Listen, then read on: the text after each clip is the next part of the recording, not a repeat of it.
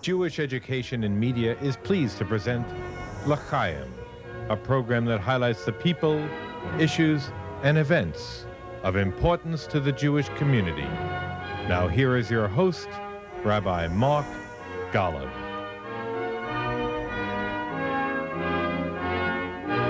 I'm Mark Golub, and there are many wonderful rabbis on the American scene today. And I hope that's the way you feel about your own rabbi, if you have one that you especially like. But what makes a wonderful rabbi? Well, each of us may have our own criteria. Here's mine. To my mind, a wonderful rabbi is bright, well-educated about Judaism. When the rabbi speaks from the pulpit, the rabbi has something important to say, where the congregation learns something about the Jewish tradition or about life. And most important, a wonderful rabbi is a lovely human being who seems to be speaking from the pulpit directly to each and every person in the room, personally. A rabbi who does not talk down to the congregation, as if the rabbi feels he or she is brighter than those in the congregation, or that he or she is somehow better or more Jewish than those in the congregation.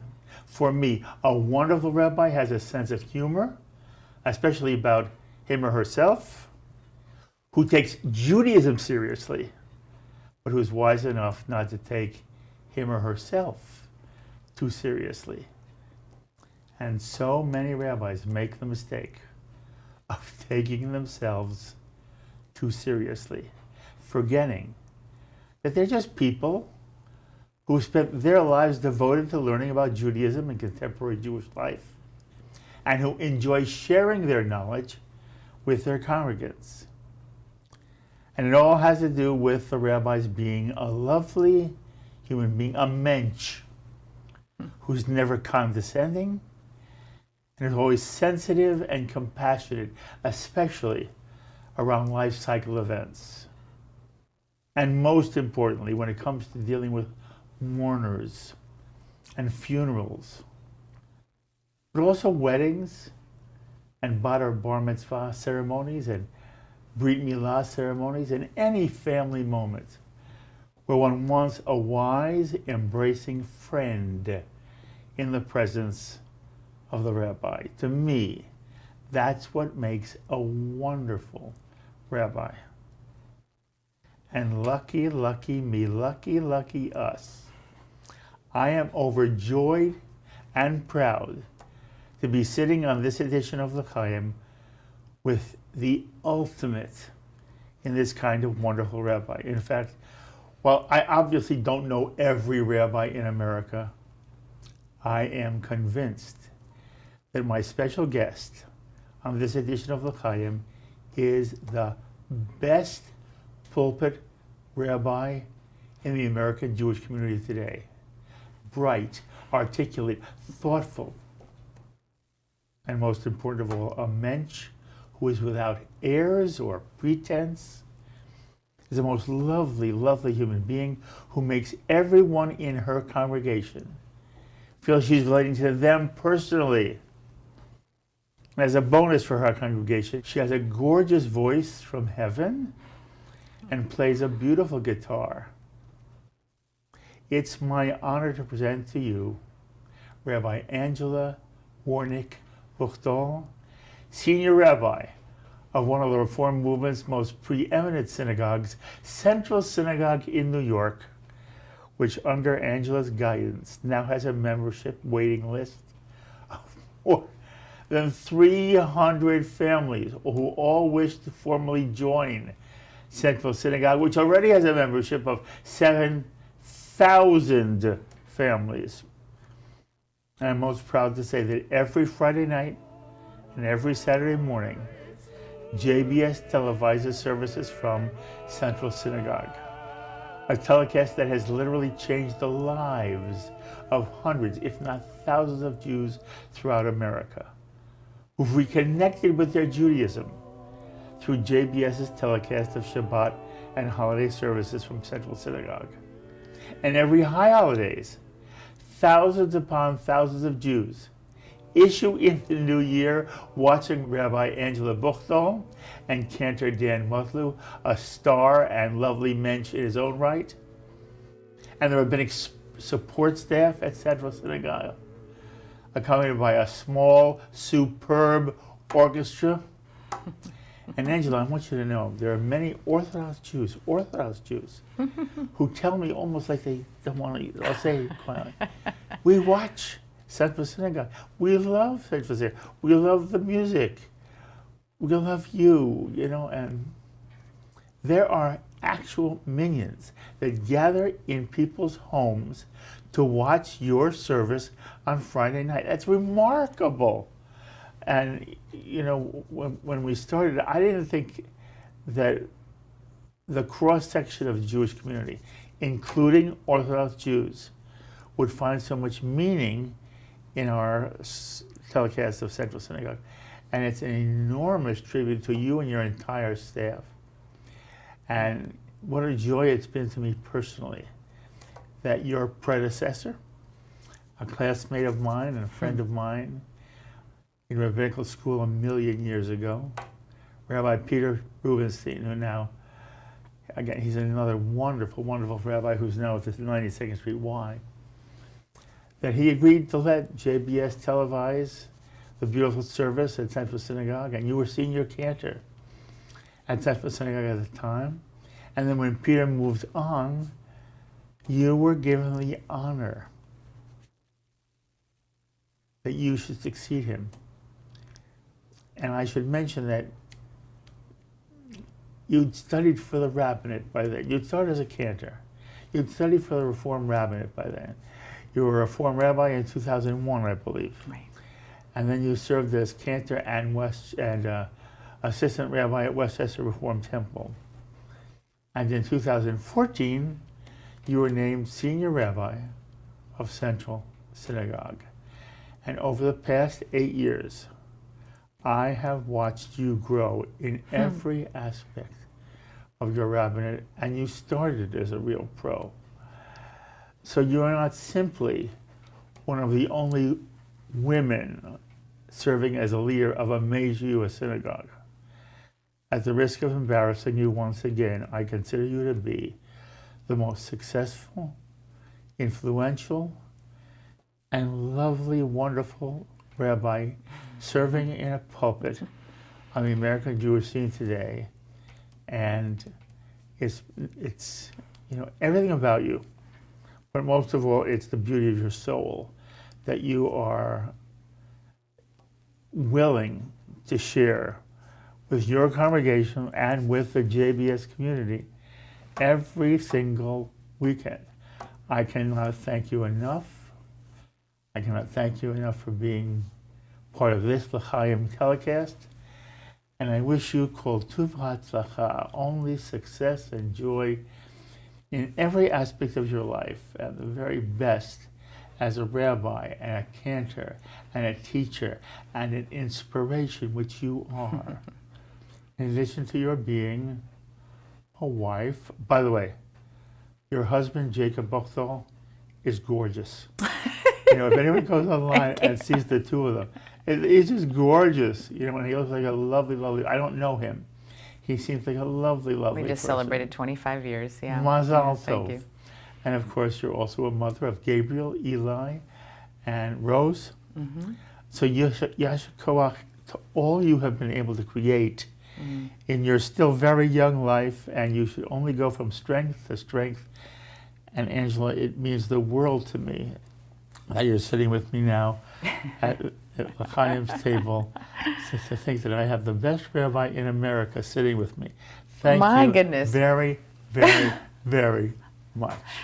Well, Rabbi Golub, if your goal was to render me relatively paralyzed and speechless for the rest of our hour, you managed to do it. Okay. I really cannot take in the fullness of your beautifully hyperbolic introduction. I will correct a couple of things. I could Please correct do. the whole thing. We are Yeah. probably about 7,000 members, not families, about 2,800 households. Unbelievable. And our wait list is now over 800 families. Oh, But, my yeah. goodness. But I think, it's been so much of the growth of the community, not just physically at Central in terms of membership, but our ability to really feel like a global family is because of JBS. And we cannot thank you enough for the work that you do in the Jewish community, putting diverse voices, just giving a platform to Jewish ideas and conversations that need to happen. We couldn't be more honored to be one of the synagogues that you highlight for worship, and we feel incredibly blessed by our extended JBS family that has become so meaningful to our congregation. I am thrilled to hear it. Yeah. Thank you. All right, so I want to begin by telling you about you. And I want to ask, I do not mean this to be disrespectful in any way.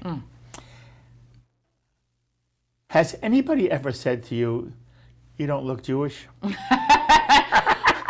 I mean, for the first 30 years of my life, who didn't? I could count who didn't ask me that question. It could come in many forms. Sometimes people asked it sort of in that almost knee-jerk, funny way, like making a joke in the way you try to break the ice. That's funny, you don't look Jewish. Other people asked it in more challenging ways. Challenging? Meaning, you can't be Jewish. How are you possibly Jewish? And so it was really much more of an affront and a challenge. And then there were others. Did it hurt your feelings? Oh, my mother helped me understand to have a benefit of the doubt attitude. And I would say the vast majority of people would ask me with more of a sense of curiosity and interest. And I think that the benefit of the doubt was that I recognized that, especially in the 1970s and 80s when I was a kid growing up in the Jewish community, we were an unusual Jewish family, and I did not look like most Jews. And instead of just being offended by that, I felt like, all right, I have an opportunity to just sort of Good be. for you. Yeah. And I think growing up with a mother who was an immigrant at the age of 35, who still to this day speaks with a very thick accent, she really taught me that your sort of inner sense of your own worth and dignity does not have to be influenced by people's assumptions, ignorant thoughts, or just misunderstandings. And she always walked through the world with a lot of dignity, even though people treated her with her accent much worse than me. And so I think that was a model for me, that she didn't walk around the world angry about it. She didn't. And she didn't, get upset every time. She just did what she did, which was life-changing. Building, she was an ESL teacher in the public schools. She started the Korean language program in Tacoma, the first public school Korean program in the country. And then she also built up the Korean Women's Foundation, association, which became the second largest social service organization of all of Washington State. She did this all quietly, like while people underestimated her. And so that was sort of my attitude. It's just sort of like, just keep doing. And the fact is, I was lucky that when I was embedded in Jewish communities, like my hometown synagogue in Tacoma, that it didn't take long for people to just know me, and I was just Angela. So I became, exactly right. I became youth group president. That wasn't an issue. I became song leader, and I taught music in our summer camp and in our religious school, and that wasn't an issue. And the fact is that anytime I became comfortable and a community became comfortable with me, it just wasn't an issue anymore. And so it was like, just do it. Just kind of be a Jew, be a Jewish leader. And that was sort of the attitude that I learned from my parents and was taught, and I found worked for me. What are your parents' names? Frederick Warnick, and Sulja Warnick. Sulja. S-A-L. S-U-L-J-A. S-U-L. Okay. By the way, things are written about you. Doesn't mean they're always right. Yeah, go ahead. You can ask me anything. Okay. So what I read was that your mother is Buddhist. Yes. She was raised Buddhist and continues to be Buddhist to this day. Okay, but she also seems to have had a pretty active role in the Jewish community. Yes, all of that's true. How did that work? So my mother when we moved to Tacoma, which was not only my father's congregation growing up, but my grandfather's congregation growing up. So we were, the Warnick family had been in Tacoma for 100 years. Oh, wow. And so that gave us a certain kind of yichus in a small Jewish community where we had deep roots, and I had 17 first cousins that were living in town. And so there was a real sense of groundedness and rootedness in the Jewish community, which helped a lot. And my mother, when we moved to the United States in particular, they made a very conscious decision that my sister and I would be raised as Jews in the Jewish community. I think my Your mother mother also was happy with that. She was very supportive of it. And she learned to read Hebrew. She would attend services with us. She learned how to make gefilte fish from scratch from my grandmother Frida, her mother-in-law, and she was very actively engaged in our Jewish life. And she even said that at a couple points in her life she considered conversion, because while philosophically her world outlook was still very Buddhist and Korean, she resonated with Jewish teaching. Jewish teaching resonated for her. And when I asked her as an adult, because I didn't really talk about this with her when I was a child, I said, "Why didn't you convert?" She almost did before my bat mitzvah, for example. She said, I just got this strong sense that Judaism was first and foremost a culture. And I'm a Korean woman, and I didn't think that I could ever become fully Jewish, even if I converted. And I think that she felt a strong sense of welcome from the Jewish community, but not belonging. And this is one of those things that pains me when I think about this over time, because I think my mother would have been a great Jew. and I think there was a part of her that longed for it. And in fact, at later points in her life, most particularly when my cousin, her nephew, was killed in a armed robbery incident when he was working as a young student. It was one of the most devastating moments of her life when she had to ID his body, and she said she cried out to Elohim. She was seeking solace in religious language, and she chose Jewish language and Jewish community, and yet it didn't feel like she owned it enough to feel like she could convert. So this is in some ways part of why I preach what I do, in terms of not talking about Judaism solely certainly not as a racial category, but also even just solely as cultural, which feels like it's something that is only then something you can be born into and not something you can fully join. So it's both true that she is still a Buddhist to this day. It is also true she was deeply involved in my Jewish life and continues to be involved in our Jewish community. She even sang in the choir, in the synagogue choir. But it's also true that she never made that final step to conversion, in part because I think she never thought she would ever fully be accepted. I understand. Your father's an Ashkenazi Jew? Mm-hmm. Romanian and Russian roots. How did they meet? So my father's family business, which was a millwork business, Puget Sound Manufacturing in Tacoma, which was in business for almost 100 years, went bankrupt right about the time he was in college. He graduated from Stanford, and the family couldn't pay the college loans. My father joined ROTC to pay off college loans and ended up stationed in South Korea. My mother was getting a college degree in English literature. She went to an English-speaking club called the Pine Tree Club, where my father spoke about college life in America. A group of her classmates all went to hear him speak. Mm-hmm. They convinced him to do a conversational English class with them afterward for 6 months. I don't know, the story goes by the end of the 6 months, my mom and dad were the only ones left in the class, and they fell in love and ultimately got married. Lovely story. Are you close to both of them? Yes, very close. My parents are still married. It's been over 50 years. They still live in Tacoma, Washington, both thankfully still in good health, and that I'm is close wonderful. with them both. It must have been thrilling then for them to see you become a rabbi. First you became a cantor, then you become a rabbi, then you become senior rabbi of one of the most prestigious synagogues in America.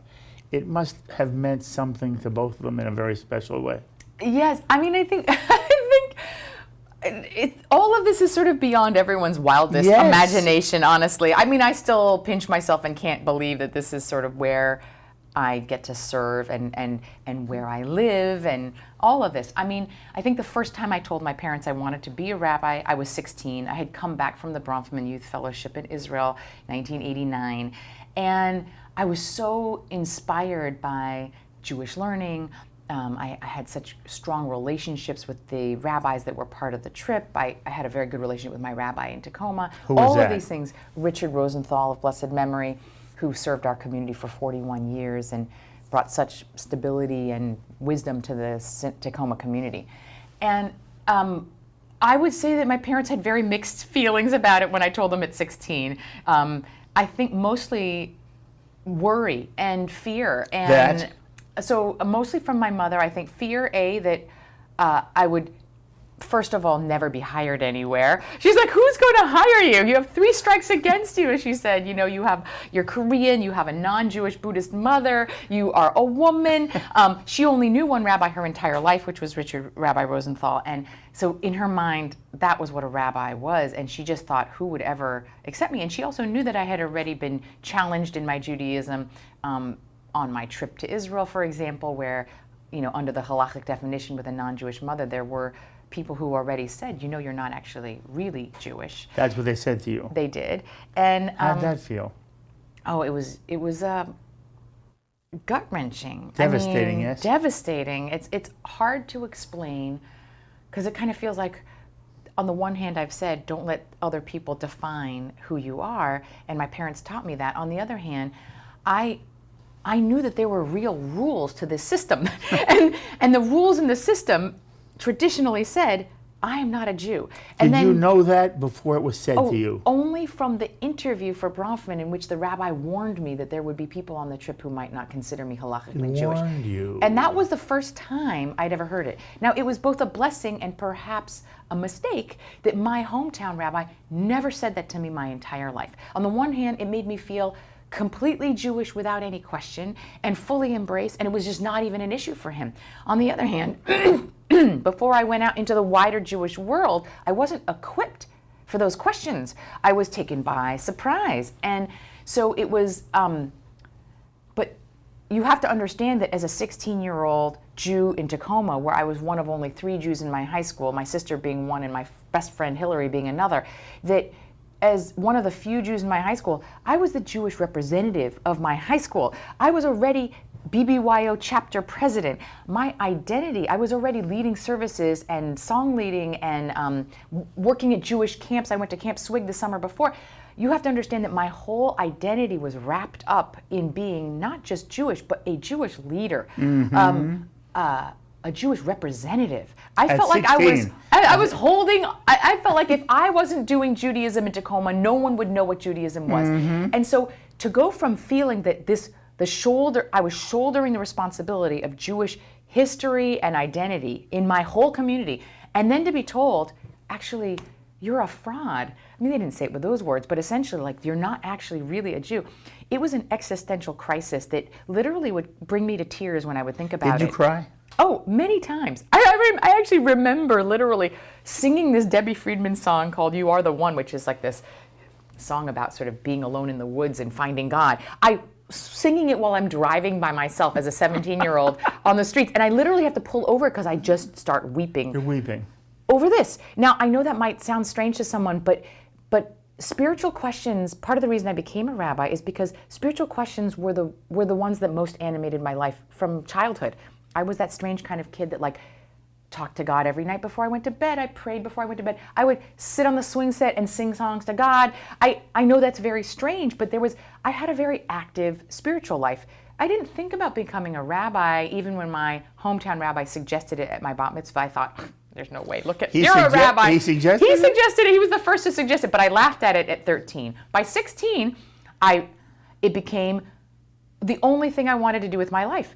And honestly, even though there were times I wasn't sure I wanted to be in the Jewish community, I still couldn't think of doing anything with my life but being a rabbi, which is probably why I had to keep doing it even when it was very hard. Wow. So this is all to say that there were fears about acceptance. There were fears that my mother said, you can do anything you want, Angela. Why do you want to necessarily do this? And I think that honestly, she didn't say this as loudly, but I think she feared that I would be immersed in a life to which she would be excluded and not a full part.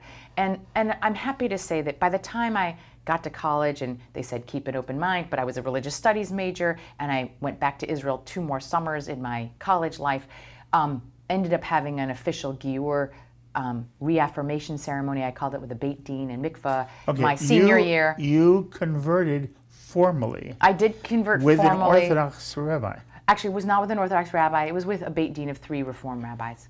Okay, so Yes. it was not an Orthodox conversion. It was a halachic conversion, meaning it followed the laws of halacha. I understand In that it completely. had a mikvah and a Beit Din, but the Beit Din was made up of Reform rabbis. Okay. So I think that gets mixed up in the news all the time when people are like, is she really Jewish? Did she really do a conversion? Was it an Orthodox conversion? I like to say it was a halachic conversion with a Beit Din of Reform rabbis. Okay, you understand. that's the from clear an answer. Orthodox perspective. There are some who would not consider it. Right. And I will be honest that it mattered to me that I was saying, I'm not just a Reform Jew, I am a Jew, but I also understood that without having Orthodox rabbis on my Beit Din, that there were going to be segments of the Jewish Right. community who would never accept it.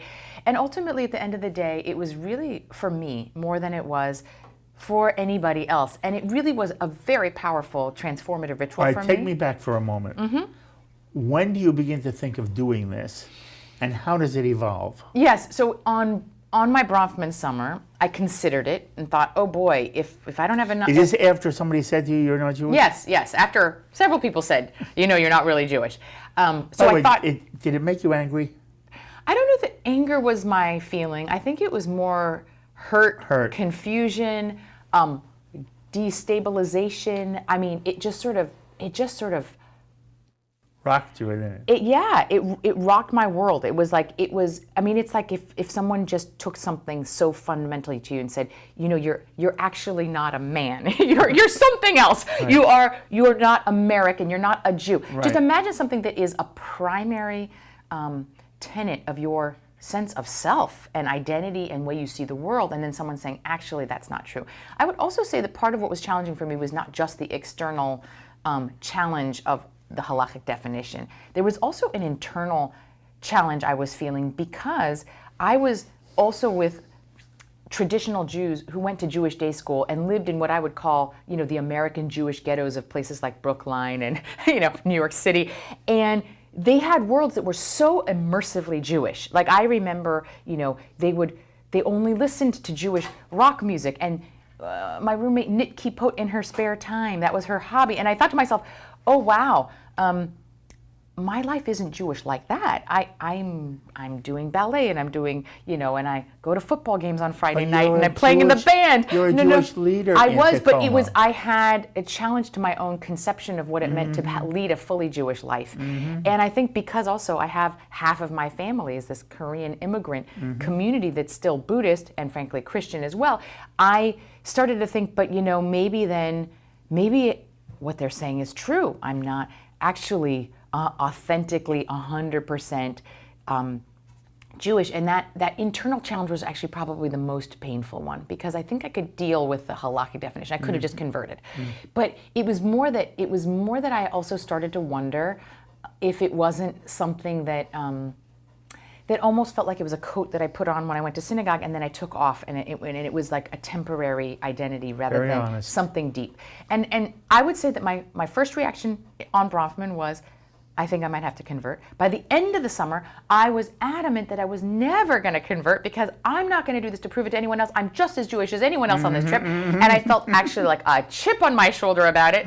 And perhaps there was a little bit of like, I'm going to be a rabbi, I'll show them. That was a part of that. Like there is a way that my response to challenge is actually a strengthening of my resolve. And that has served me in both ways in my life. But I would say that that I actually carried that posture through most of college, where I said, I'm not going to convert I don't need to prove it to anybody else. I'm just as Jewish without conversion. And that was my strong feeling for a lot of college.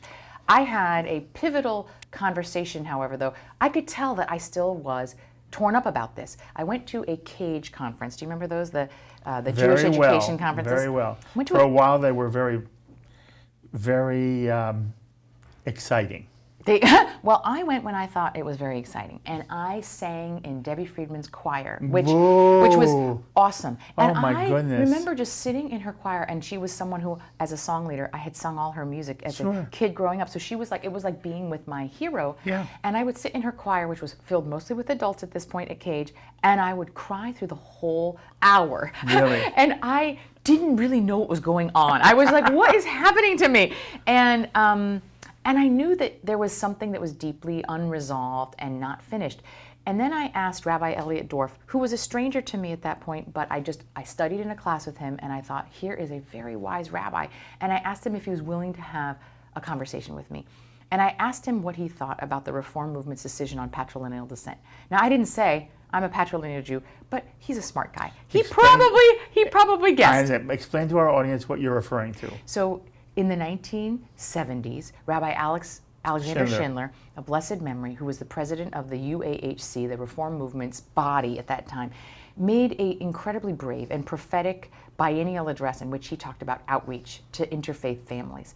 And that included that we are going to open our arms, not put a don't wanted sign on our doors. It was a fundamentally radical shift in the attitude of most Jewish communities, which wanted to cut down on intermarriage by actually shunning interfaith families. And he said, actually, we're doing this all wrong. Mm-hmm. What we need to do is open our doors. And I am a beneficiary of that incredibly visionary, open-minded, inclusive attitude that Rabbi Schindler brought to the movement at about the time that I moved to America.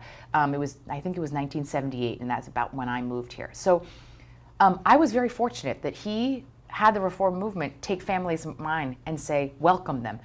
Make sure Angela has a bat mitzvah. Make sure her mother is on the bima when that happens. Those things were transformative for most of my generation and beyond. All right, but patrilineal descent was a decision that was made, I don't know exactly what year, but about this time, and it made a decision that that countered the kind of centuries old, but not forever old, decision of the rabbinic period that Jewish lineage would be traced through your mother's line, through matrilineality, rather than through your father. Now, in the Bible, your Judaism was traced through your father, but at some point along Jewish history, we traced it through the mother's line, and that has become sort of traditional Jewish law. But the movement said, we're egalitarian. If you can have one Jewish parent, and you have to be raised as a Jew also. It can't just be about lineage or parentage or bloodline. It has to be that you can have one Jewish parent and be raised as a Jew. And if that's the case, then as a patrilineal Jew, a Jew with a Jewish father, not a Jewish mother, you were considered as fully Jewish as anyone with a matrilineal line. And that also was transformative because it basically meant that I was raised in my community, seen as a full, equal Jew to anyone else in my community. Until you went on the trip to Israel. Until I went on the trip to Israel and met Jews from the conservative and Orthodox movements that have not accepted, to this day, patrilineality.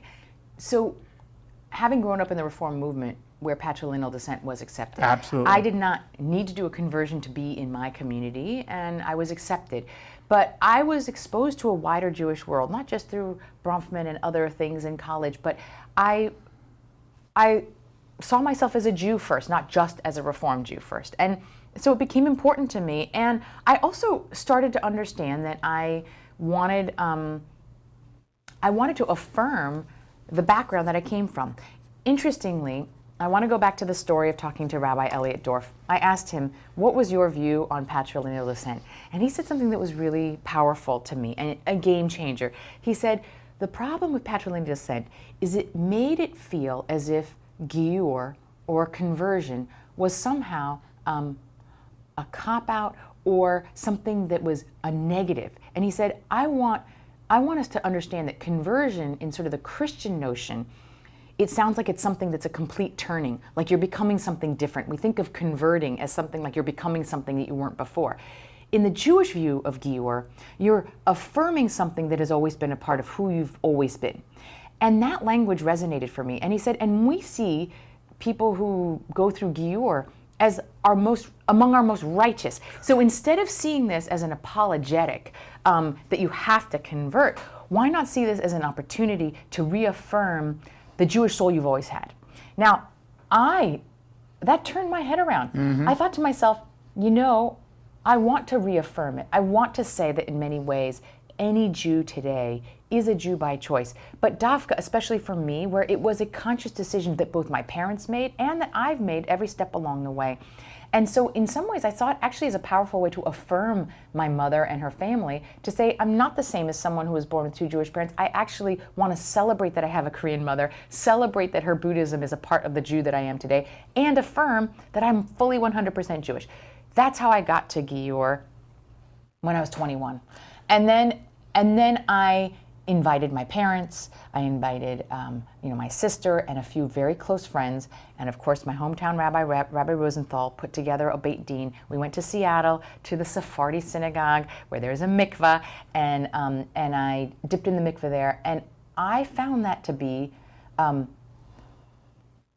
healing, transformative ritual in the best way the ritual can be. And it's not that I would say that everything was solved, but after that, I no longer would just start crying at the drop of a hat thinking about my Jewishness. And I mean that in a good way. And I actually am very glad that I went through the struggle for basically 5 years before that, because I think that the point of a spiritual life is actually to cause us to ask the deepest and hardest questions about who we are, why we're here, what's our identity. Good for you. And so I don't regret any of that struggle. But I would say that this conclusion with Gior was the right answer for me. Okay. You remember the moment you dunked and came up? Yeah. Amazing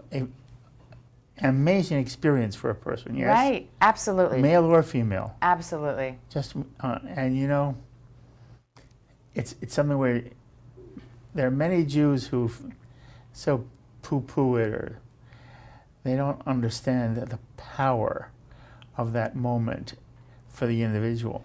But an individual who takes it seriously, and it's symbolic, it's metaphoric, but the idea is that you go under the water, one person, and it's not like you're a different person. No. But there's something different about you. There is something when different. You come, right? And you feel as if you've been reborn in a way. Yes. Yes? Yes, absolutely. I mean, I think part of the reason that I am a rabbi today is because, there are those who only think what is true are the things they can touch and feel. And there are those who understand that so much of what is really true is what's invisible and symbolic and read between the lines. Yes. That actually we fool ourselves all the time with the things that we think we only understand because we can touch them.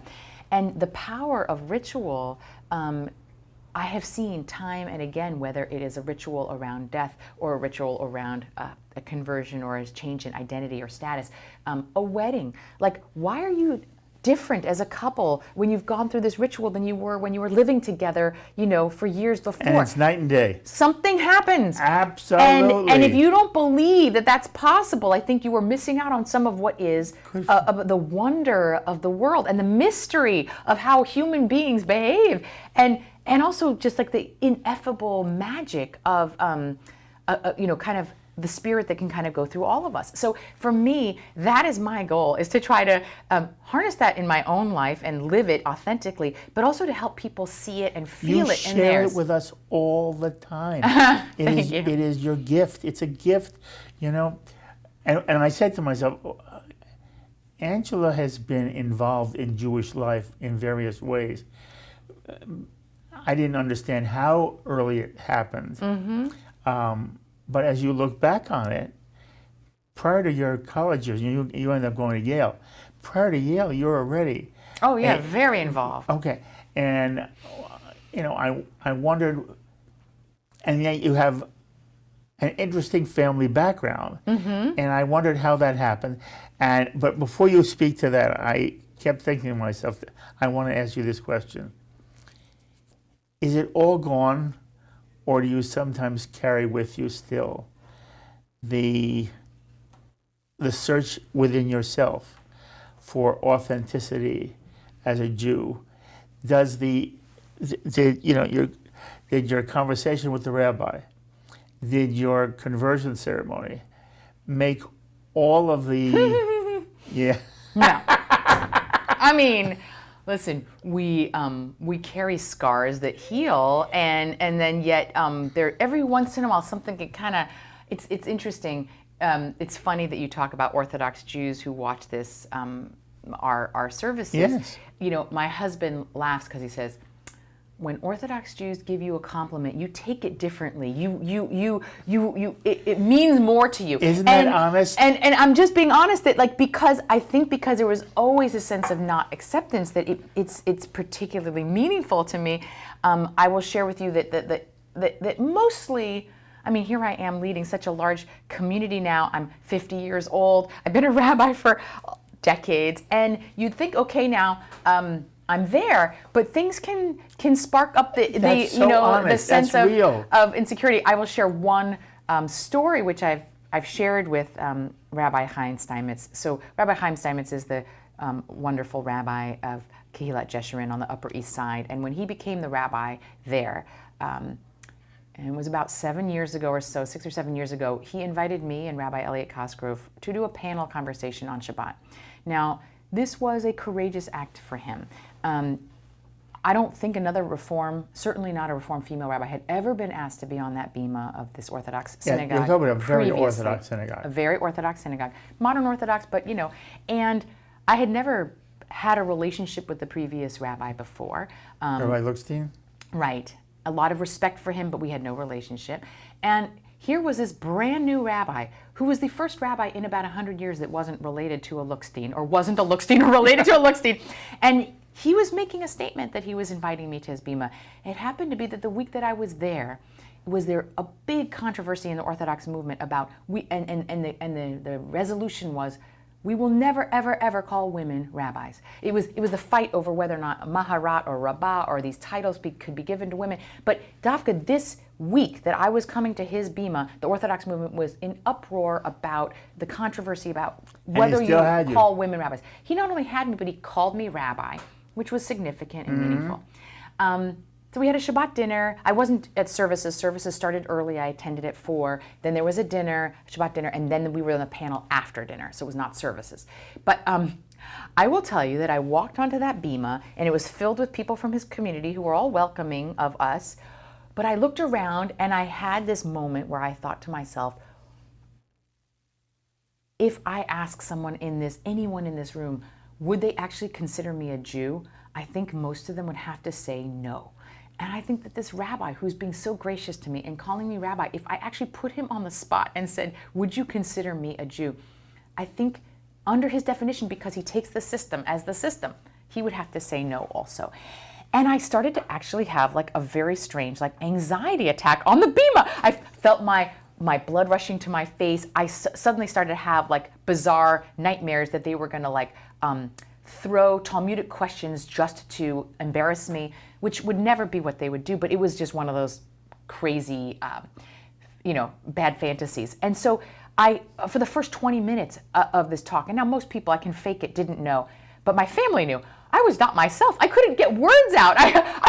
I was having a panic attack on the bima, and it was so strange. This was already, I had been senior rabbi of Central Synagogue. I had already spoken at the White House with Obama. It didn't matter. In this moment, I felt like that young 15-year-old who was looking out at a room full of people that are you are not who you say you are in some way. And it was really hard. So all I can say is that there are moments. Now, those are fewer and farther between. I would actually say that one of the things it has done for me is give me an empathy and an understanding for the vast majority of people who come across my doorway. And I don't even just mean interfaith families. That for sure. You've got people who've converted who say, I don't really feel like I belong. Or I have Jews of color who say, I don't know how I belong. I have LGBT Jews who say that because I'm, gay, I don't know how I fit into the Jewish community. But I'm even talking about Jews with 2 Jewish parents. I don't know enough Hebrew. I don't feel authentic. So this sense, what I started to understand is, first of all, human beings are complex and we carry multiple identities, all of us. But I also understood that there is something about being Jewish in America that challenges our sense of fully being able to own our Jewishness and feeling authentic in it for so many progressive Jews.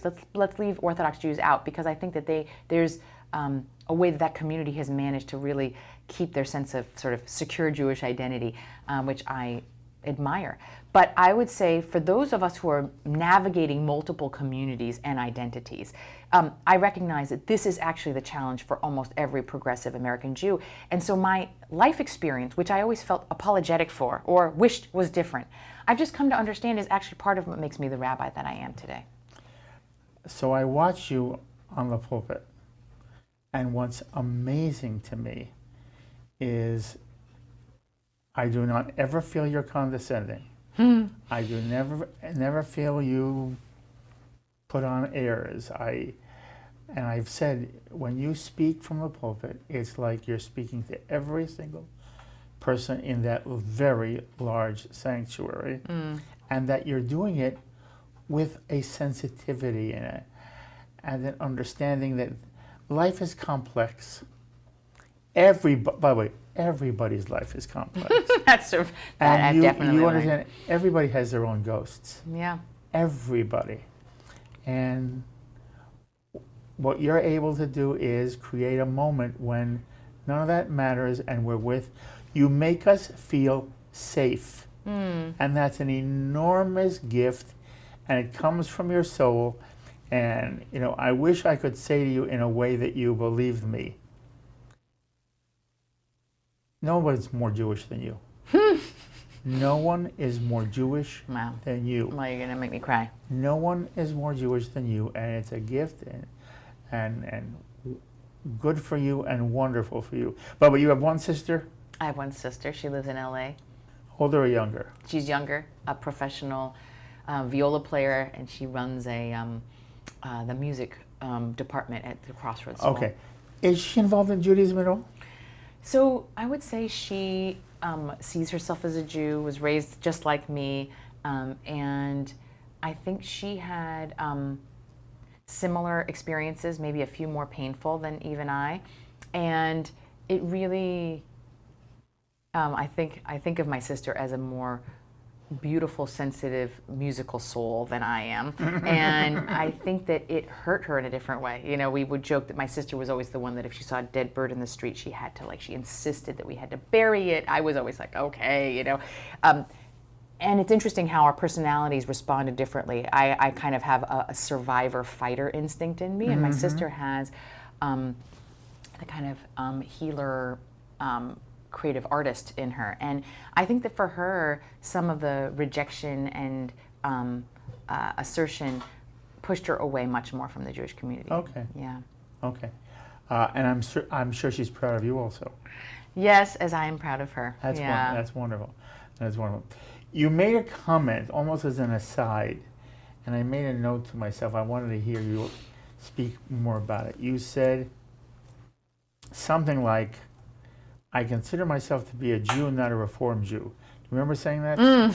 Well, yeah, I could probably argue with myself on that comment. Could you? But, yeah. Well, because I'll start by saying,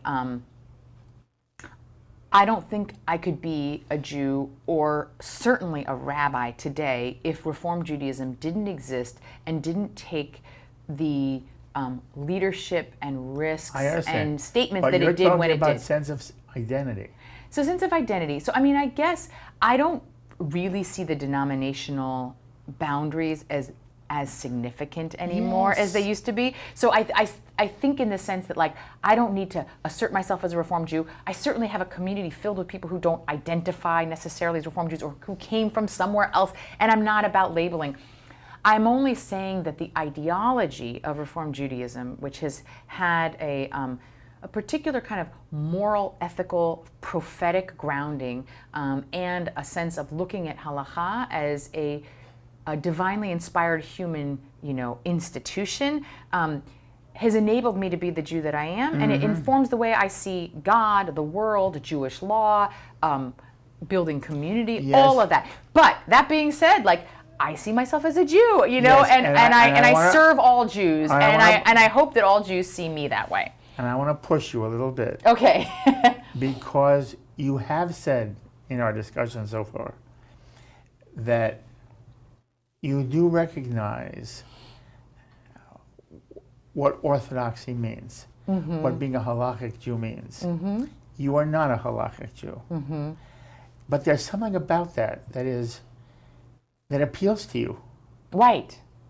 Okay, so here's what I would say. There are, not all Orthodox Jews, but there are some Orthodox Jews who would say halacha is amoral, meaning not immoral, of course, but it is not about morals. It is about following a system of laws, and then when you challenge them on laws like aguna, for example, about the status of a woman whose husband leaves her, who does not give her a divorce, and so she becomes a chained woman, a law that I would consider not moral in terms of what it does to a woman's status and her ability to move on with her life or to have future children, all of these things. They would say, that's a terrible law, but we can't change Jewish law, right? I would say, I don't accept that. Correct. I think there is a higher standard even than halacha, which I believe is divinely inspired and yet still made by humans, and let's just name it men. So I think that the higher standard is a kind of moral framework for seeing the world. Now, you can start to challenge me a lot on like, where does that moral framework come from? How do we know that my moral standard isn't just my own internal? I actually really believe that there is an inner moral compass that is ingrained in every person, and that's why we were made in the image of God. Every one of us is B'Tselem Elohim. It's why you don't have to teach a child wherever they are in the world to laugh. It's innate. You don't have to actually teach someone that, that like hurting someone and seeing someone cry is painful and causes harm.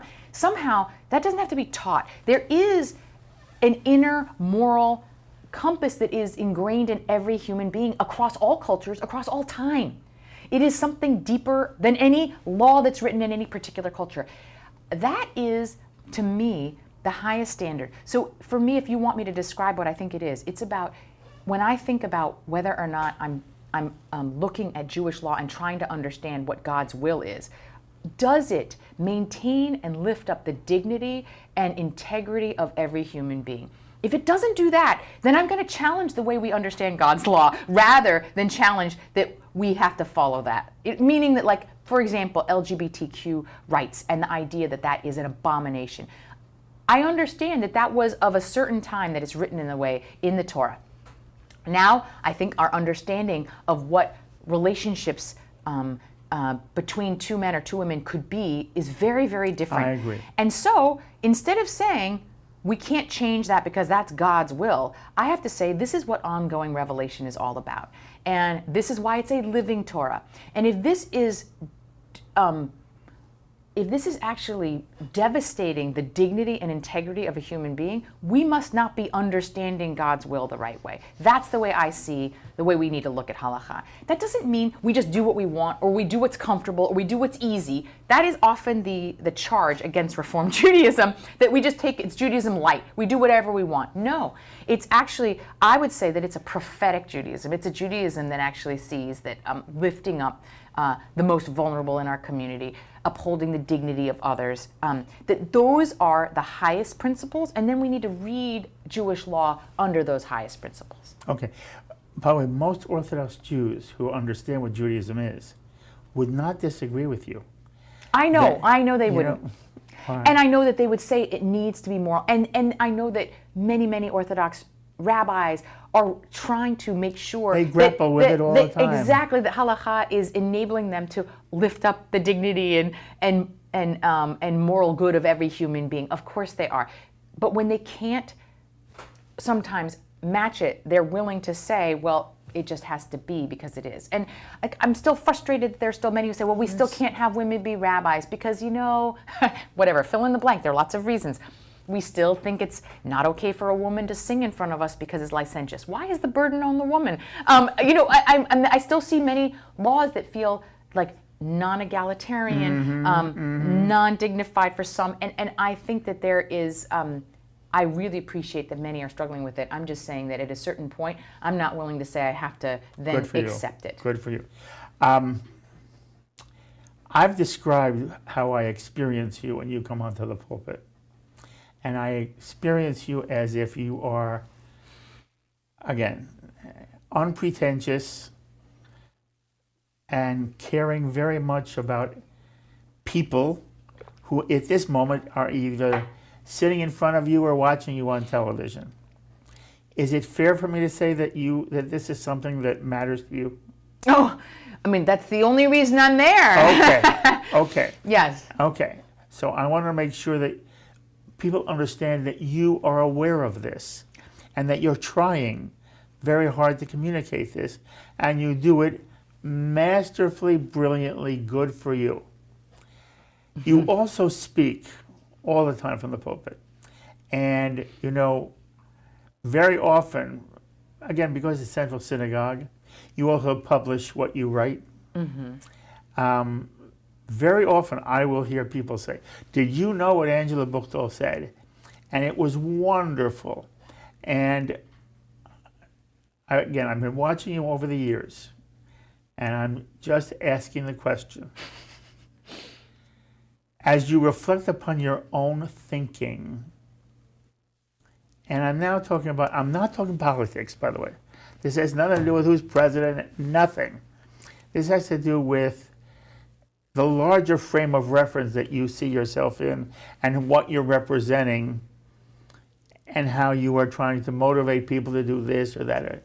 And many of your talks are a clear attempt by you to inspire and motivate, and hopefully people will, it's not that you want them to be different people, but you care about what people care about, and you're hoping that your talks will make them think. Okay. So I'm asking you, as you look at where you are in that, have you evolved over the past 8 years? Oh, 100%. Okay. 100%. You are so honest. Okay. Can you identify how you're different? Because, by the way, I hear it all the time in the most wonderful way. You should know. It's the most wonderful way. But you do talk a little differently than you did 8 years ago. Do you know what I'm saying? I definitely do. You do. Okay. I mean, I think. How did that happen? Why has it happened? I mean, I think I found my voice, and it took me a while. I found my rabbinic voice. Good what for I would you. say is that, you know, when I was contemplating whether or not I wanted to even apply for the position to succeed Rabbi Rubinstein, who was such an important mentor and a legendary rabbi. Legendary. Really built Central to, you know, he took Central from a little place that was like, you know, kind of actually distressed when he came into a powerhouse. And I got to inherit a place that was already incredibly And he did a successful. similar thing at Woodlands. Yes, I mean, he's amazing. He is an amazing rabbi who really built communities. And so I, at that time, felt like I had basically the best job in the world, which was being the senior cantor of Central Synagogue, a job I adored, felt that I had now, after 8 years, become good at. And yet, I was very comfortable. And this is a little thing about me. When I'm comfortable, I don't feel like I'm on the edge of my, when I'm not on the edge a little bit of my comfort zone, I don't grow as much. And I could feel that when I was imagining the next 25 years as the cantor, it's not that I didn't feel like there was still more for me to do, but it didn't scare me. And I guess there was a part of me, this is sort of also one of my defects, I just felt like the thought of being the rabbi of Central Synagogue scared the heck out of me. And I really did not think that I was proven in my sermonizing or being a rabbi, and it felt like an enormous risk. And yet there was a part of me that really felt strongly that I had to try this. And so I was very, very, very fortunate. It's the privilege of my life. I actually thought that it was a privilege of my life to be the cantor of Central. I now think it's also the privilege of my life to be the rabbi of Central Synagogue. I would say the first few years, if I'm being honest with myself, I relied a lot on my musical voice to carry me, because my musical voice comes so organically and naturally to me that I could kind of, if I couldn't get my words to come out right, I could sing and I could make the feeling happen. And I relied on that in a way, probably, a little too much. And I didn't trust myself with my words, and I didn't know where I was going. And honestly, I don't think I knew what my rabbinate was at that point in my early years. And it took me a while to kind of figure it out. And I can't say what exactly got me there. It's just I found a little more courage. I found a little, more comfort with it. And I started taking different kinds of risks. And I think, and I just grew more. I don't know. I can't explain exactly what happened, but I can tell you that I know it took me I remember having conversations with friends like Rabbi Cosgrove, who said, it took me about 7 years before I felt like I was really the rabbi of the congregation. I was like, 7 years? What? And I thought, well, that's not going to be my story because I've already been at Central for 8 years, so it's going to happen for me in a year or two. But actually, I would say it took till about year 5 or 6 before I felt like I was really the rabbi of the congregation. And then I kind of, I don't know, I hit my stride a little better. All right, does this sound right to you? And if it doesn't, you say no. Mm-hmm. You'll become more and more nuanced in what you say from the pulpit. Fair?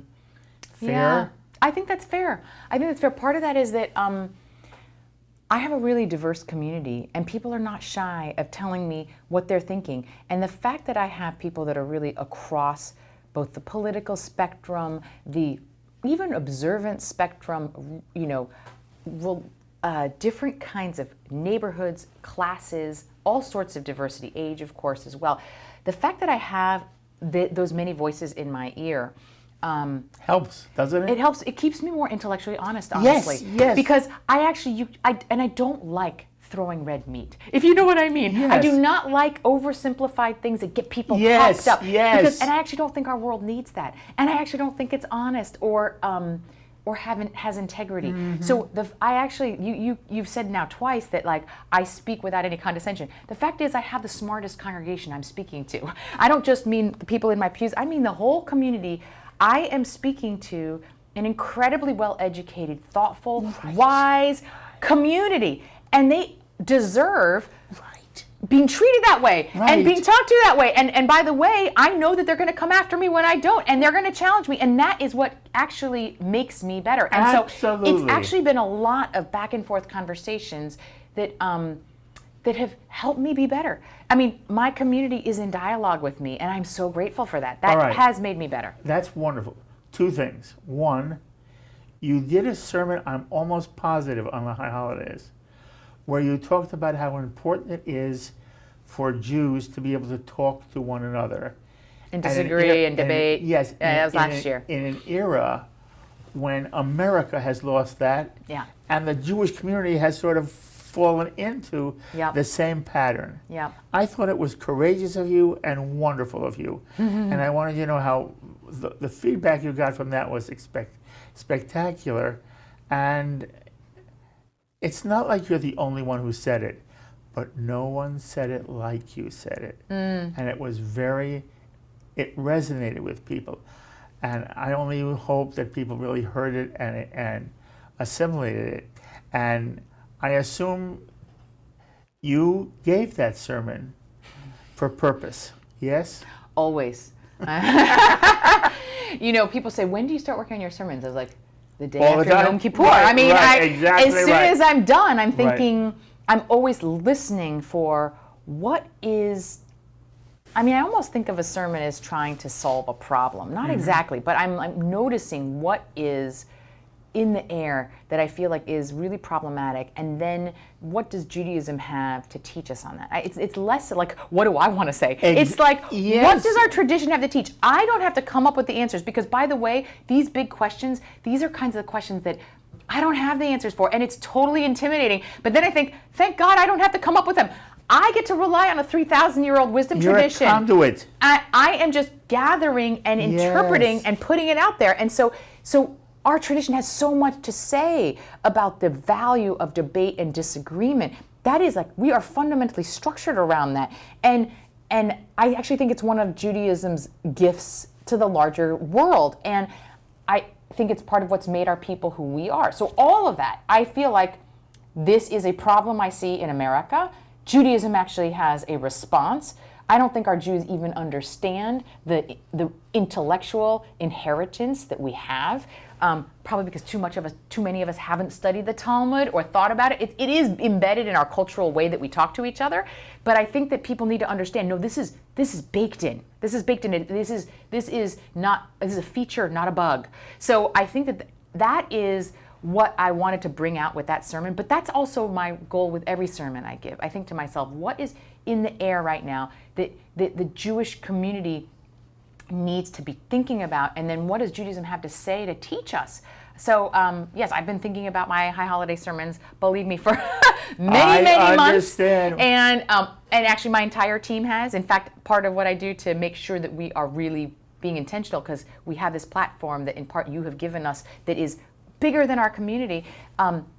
We have one shot. It's a huge responsibility. It is. I feel it. Like we have this opportunity to really say a message on a giant platform about what Judaism is here to teach us. And I said, if we blow this shot, we are missing out. This is it. And so we do sermon roundtables throughout the summer with each other. We share drafts, we share stories, texts with each other. We say, this is what I'm thinking about. We do this throughout the summer as a clergy team because, first of all, we're only as good as our worst sermon, and that I think all of us are lifted together when we're all better. But also, 10 brains is better than one. So when we workshop these sermons with each other, we're often giving each other, have you thought about this text? Have you thought about this story that from our tradition? And then also we edit each other's, and it helps us be the best team we can be. Fun. And the other question I had was, within the Reform movement, there are many Reform rabbis now who feel that it's their responsibility to be critical of Israel. And there's a feeling even that somehow the Reform rabbinate is not as supportive of Israel as other parts of the community. And I'm wondering where you stand on that. And you've been to Israel many, many, many times, and you've described how it was influential in your life. And I didn't ask you specifically, how do you feel about Israel, but I'm asking you now, and does it trouble you that our colleagues don't seem to, you can be critical of anything. Mm-hmm. The question is it warranted? And how do you see it in a larger context? And so where's Angela Buchdahl on this? I mean, I think Israel is a miraculous, remarkable, imperfect, and unique country. And I actually think it's incredibly important for Jews to be engaged in Israel. And I don't know if I can speak to where all Reform Jews are. What I really challenge my community to do is to be engaged in Israel and to see it not just through the prism of the Israeli-Palestinian conflict, but to see the fullness, the three dimensions of this country and its people and the people who are working in lots of different places. And yes, of course, you can go to so many places. You could do a trip in America that would make you say, America is the most broken, horrible, racist place you've ever seen. And you can also go to places that say, look at the incredible, inspiring, ethical work that is happening in America, right? And so I actually am not asking people to stop looking at the troubling pieces. I speak out about it at times. I have problems with it. I want Israel to be better. I'm just asking people to also not ignore the many incredible things that Israel has done, and to say that we are not giving up on being part of the most important sovereign project of the Jewish people of the modern era. We have to be in it. We're living America. That is my feeling. And I have to say that my most recent trip to Israel just reminded me of what is, mostly it was about relationships with people who are doing incredible things that feel particularly Israeli. There's some alchemy of what the country is and what they have to deal with and who Jews are and everything else, and their relationship with the Israeli Arabs that are there as well, that make it a laboratory for something that is unlike anywhere else in the world. And I was really taken with the extraordinary story that needs to be told about that. And that doesn't mean that I stopped thinking about the fact that I also went to Hebron and had deep troubles being there. And I think that's kind of the ground zero of the occupation. It's painful to be there and to see what's happening there. So I need to hear all of that, and I want our people to hear all of that, but not to just only see this one piece, which I think people are too narrow-minded. And what has become in vogue, which is deeply problematic to me, is to say, well, it's an apartheid state or whatever labels people are using, and so they're not even actually willing to learn or see or do anything else. Like the idea that democratic socialists are making people take pledges, they won't even visit the state of Israel, to me is anti-intellectual and wrong. Like, no, you don't say, trust yourself that you can see with your own eyes and not be just, see it, and then decide what you want to do, but don't say I'm not willing to even look. Yes. And Jews are also falling into that trap as well. And I would say see it all, as I feel obligated to do when I go myself. Your congregation is so lucky. You went to Yale, and we haven't touched on the extent to which that also had an influence on you. And by the way, you were there when you had an incredible class. And I don't know if these people are people you know or not, but David Lienhardt was in your class, who then became... He's one of my best friends. Yes, yes, all right, David so there Lienhardt, you go. yep. And he became a major writer for the New York Times. Elie Wiesel's son was part of your Alicia, class. also a good friend, and his children are at Heschel with my children. Yes. And our tie together, my daughter, Sarit Golub, was with you, and her husband, David Greenberg, was in the same class as yours. Yes. And so, it was and then I'm reading, and lo and behold, Angela Buchdahl was in Skull and Bones. Is that true? If I tell you, I have to kill you. No, only if you tell me something about it. But since it's written... yes, I've actually tried to get that off of my Wikipedia page several times, and it keeps getting put back on somehow. Yes, I was. I was in only the third class of women in Skull and Bones, and it was it's a very interesting experience. Was it? Mm-hmm. Yeah. I mean, all I will share, so that I keep you safe. Yes, thank you. Is that it's very interesting when you want to create a group of people to have an intense experience, and they're complete strangers to each other before their 1 year experience. It's interesting how much ritual and sort of religious borrowing happens to create a sense of cohesion and tribe. Everything from having a Bones Bible to lots of very strange rituals. The stranger the ritual, the more bonding it is. So I'll just say that it involved a lot of femurs and without telling me any details, are you glad you did it? Yes, right. Definitely. All right. We're almost out of time, and I have one other question. You and I, as you talk, I just thrilled to what you say. And so we agree on 90%. We may agree on higher than 90%. I don't know if we're going to agree on this. Okay. You try to be as honest as you can as a rabbi, as a person with your congregation. Are you sure there's a God?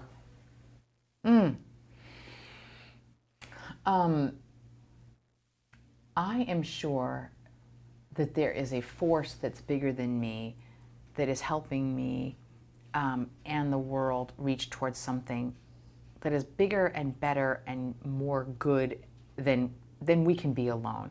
I don't know that I have to call that God, and I think that. Well, you can.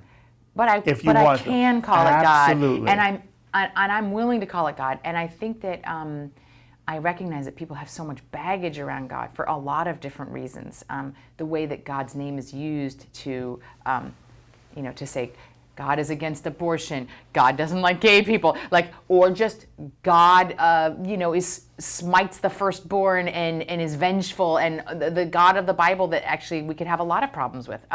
I just think that we are very fortunate that we are raised in a tradition that not only has multiple names for God, but multiple prisms for seeing God in the world. Right. And so I would like to open up the conversation for people to be open to a spirit of the universe, Elohim, Adonai, Shekhinah, Ehyeh, Asher Ehyeh. We can call it whatever you want, and my guess is that one of those would probably resonate with your sense. I think that the opposite of spirituality or belief in God is not an atheism, but it becomes a narcissism.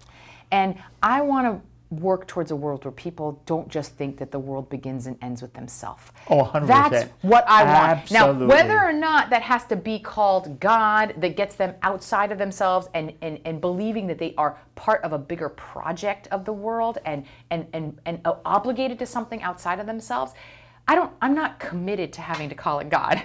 I just find that that's a good placeholder. Okay. And I'm happy to call it God, but I don't need that to be the obstacle for people for whom God is an impossibility. But I do think that if you believe that your life begins and ends with you and you are beholden and obligated to nothing else, that is, I think, unfortunately, not where human existence is supposed to be, and it leads to a less meaningful life. I love you. So I love it. that's what I want to say about God. Okay.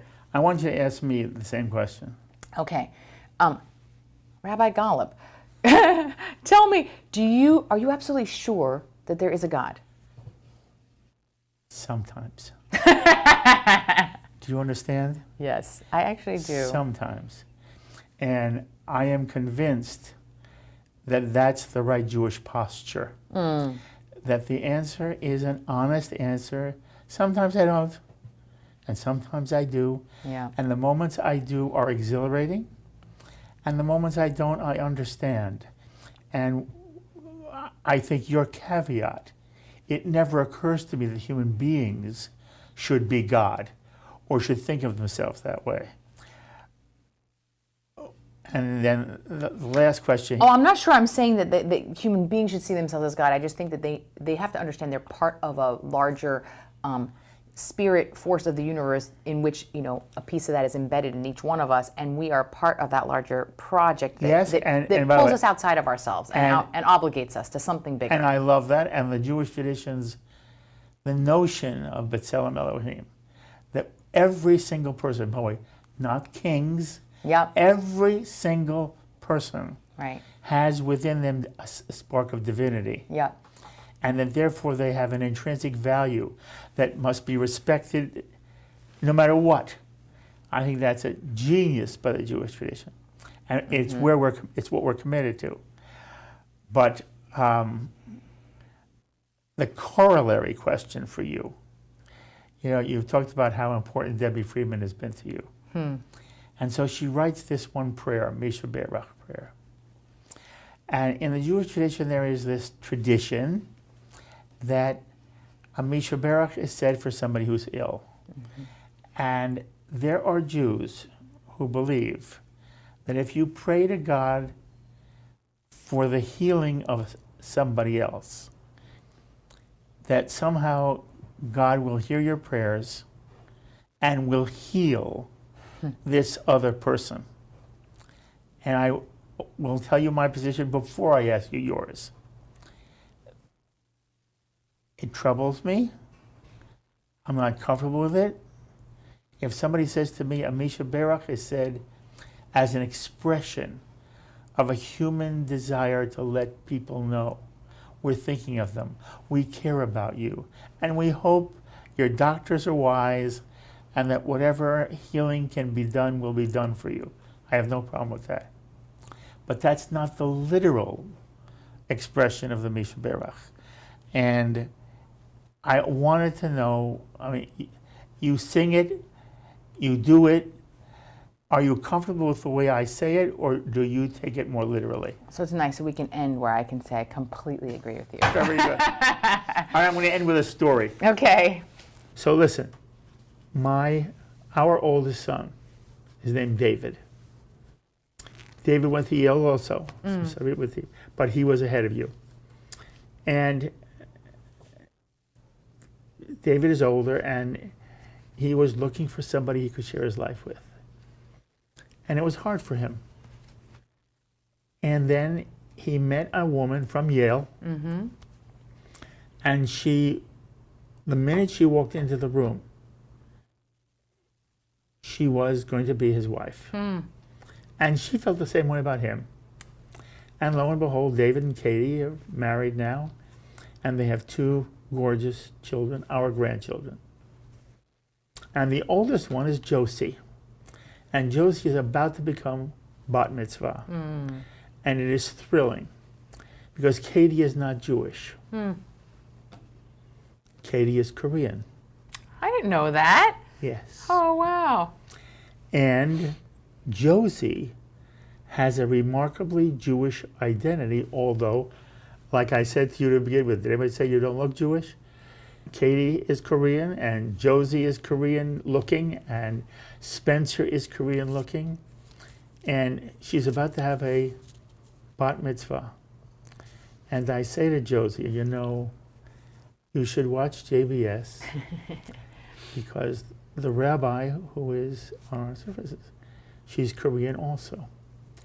And the fact that Josie could see in you a committed, passionate, full, living Jew who looked like her. And we need that. You know, you always need somebody who validates what you are as well. And I don't know how many other Josies there are watching JBS, but the gift you give is not simply as the daughter of an Ashkenazic Jew who somehow loves this thing so much, and your love of Judaism comes through. And that's what it's all about. A good rabbi just loves Judaism and loves to share it, and loves the Jewish people, loves Amcha, and loves the state of Israel, and wants everybody in their congregation to know that how lovely the Jewish tradition is, Jews are, and the state of Israel is. And that doesn't mean there aren't problems, but the problems are all, they're just human. Yeah. And in the end, they don't mean anything. So I want you to know that, again, there's, you know, Josie Abrahams has you as a model. And then it really is nice, and her bat mitzvah is coming up, and I'll be able to talk about that and you. And I'm so touched. Good. I'm That's so touched. nice. And, you know, I know representation matters. And my whole life, I never saw myself represented in the Jewish community. And I guess, you know, I don't use that word of it being a calling very often because somehow it seems like not a Jewish thing or sounds almost too grandiose. But I do feel like I was really called to do this work, and that this is what I was meant to do with my life. And it's stories like this that validate that was. Well, you have done. That was where I was supposed to land. You have So done thank you. a spectacular job. Thank you. And I believe you are at the moment the best pulpit rabbi in America. I can't take that, but and you just keep going on. And you know, if there's anything I can ever do to help you, I will. In the meantime, call Tuva Hatzlacha in everything you do. Come here. Toda Rabba. Thank you. I love you very, very much. Thank you, Mark. Thank This was such a touching conversation. I've never had such a fun interview. Oh, good. Really, it was so great. And I That's thank you for all of your, obviously, prep work and everything else. Thank you. Thank you, darling. There you have it, the thoughts of American Jewish #1 pulpit rabbi, in my opinion, at least, Rabbi Angela Warnick Buchdahl, senior rabbi at Central Synagogue in New York City. And you can spend every Shabbat with Angela and the Jewish community of Central Synagogue every Shabbat at 6 p.m. right here on JBS. And of course, it's been thrilling for me to sit with her. And if you have anything you want to say to Angela, you can email me and I'll forward your emails on to her. Please remember my email address and write me. I look forward to hearing from all of you. My thanks to our director, Sloan Copeland, production coordinators Michael Paley and Serge Goldberg, producer Vlada Barash, and special thanks to JBS senior producer Carol Lilienthal. And so until the next time, I'm Mark Golub. Be well, my friends.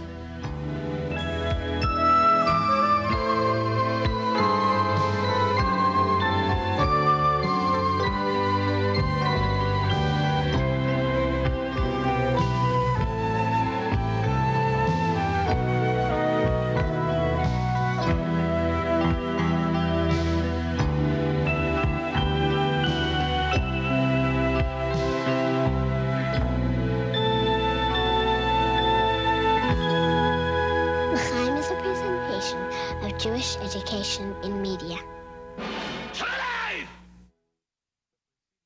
We would be pleased to send a complimentary DVD of this program to anyone who wishes to support JBS with a tax-deductible gift of $36, double chai or more. Simply visit the JBS website at jbstv.org and click on the Donate button to make a donation by PayPal or your credit card. And please indicate the program for which you would like a DVD. Or you can send your tax-deductible check to JBS, Post Office Box 360, Stamford, Connecticut 06904. Or you can call the JBS Pledge Line at 833-MY-JBS-TV. That's 833-695-2788. And again, please remember to indicate which program you would like to receive with our compliments. We thank you for your kind support.